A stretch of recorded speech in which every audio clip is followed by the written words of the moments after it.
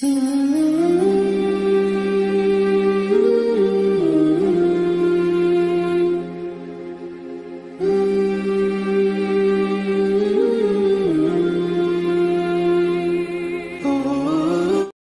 اللہ الرحمن الرحیم نحمدہ ونصلی علی رسولہ الکریم۔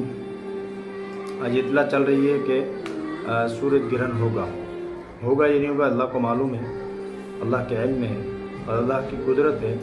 اللہ چاہیں گے تو گرہن ہوگا، اللہ چاہیں گے تو نہیں ہوگا۔ اور بعض اطلاع دینے والے جو ہوتے ہیں موسمیات والے تجربے کے طور پہ، تو بات صحیح بھی ہو جاتی ہے۔ اگر ایسا ہو تو پھر ہمیں کیا کرنا چاہیے، مسلمانوں کو کیا کرنا چاہیے اور کس وجہ سے ہوتا ہے؟ حضرت ابراہیم بن محمد یعنی حضور اکرم صلی اللہ علیہ وسلم صاحبزادہ کا انتقال ہوا، صحابہ جمع تھے، تو اس موقع پہ گرہن ہوا، سورج گرہن ہوا، تو لوگوں نے یہ توہمی طور پہ یہ کہا کہ حضرت ابراہیم کی وجہ سے سورج گرہن ہوا۔ تو حضور اکرم صلی اللہ علیہ وسلم نے ارشاد فرمایا کہ کسی کی موت کی وجہ سے سورج گرہن یا چاند گرہن نہیں ہوتا، بلکہ یہ اللہ تعالیٰ کی نشانیوں میں سے نشانیاں ہیں اور یہ اللہ کے حکم سے ہوتا ہے۔ تو اس موقع پر حضور اکرم صلی اللہ علیہ وسلم نے کیا عمل کیا؟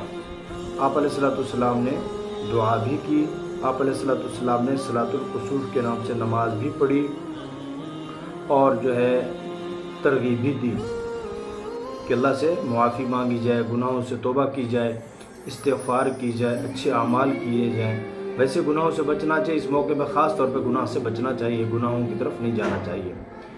اور اس کی نماز کا وقت زوال کے وقت کوئی بھی وقت ہے، جب وہ گرہن شروع ہو تو نماز پڑھیں، اگر زوال کا وقت ہے تو نوافل نہ پڑھیں، توبہ کریں، استغفار کریں، درود شریف پڑھیں، قرآن پاک کی تلاوت کریں، اللہ کی طرف رجوع کریں، گناہوں سے بچیں، جھوٹ نہ بولیں، غیبت سے بچیں، یعنی اور اعمال کر سکتے ہیں۔ اگر زوال کا وقت ہے تو اس وقت میں نوافل نہ پڑھیں، اس کے علاوہ صلاۃ الکسوف کی نیت سے نماز نفل پڑھ سکتے ہیں، جیسے عام نوافل پڑھتے اسی طرح یہ بھی پڑھتے ہیں۔ ہاں اگر کوئی خاص جگہ ہو وہاں چلے جائیں، لوگ پڑھیں، مل کے پڑھیں اپنی نماز، تو کوئی حرج نہیں، نماز پڑھ سکتے ہیں۔ اور اس کا کوئی خاص وقت متعین نہیں ہے، جب کسوف ہو تو اس وقت جا کر نماز پڑھیں، توبہ اور استغفار کریں، اور کوئی ایسا رسم و رواج نہ کریں کہ ایسے موقع پر مویشیوں کو اندر کر دو اور جو حاملہ عورتیں ہیں وہ باہر نہ نکلیں، ان پر اثر پڑے گا، ایسا کچھ نہیں۔ ان چیزوں سے کوئی فرق نہیں پڑتا، یہ اللہ تعالیٰ کی نشانی میں سے ایک نشانی ہے۔ ہاں توبہ اور استغفار ضرور کرنی چاہیے۔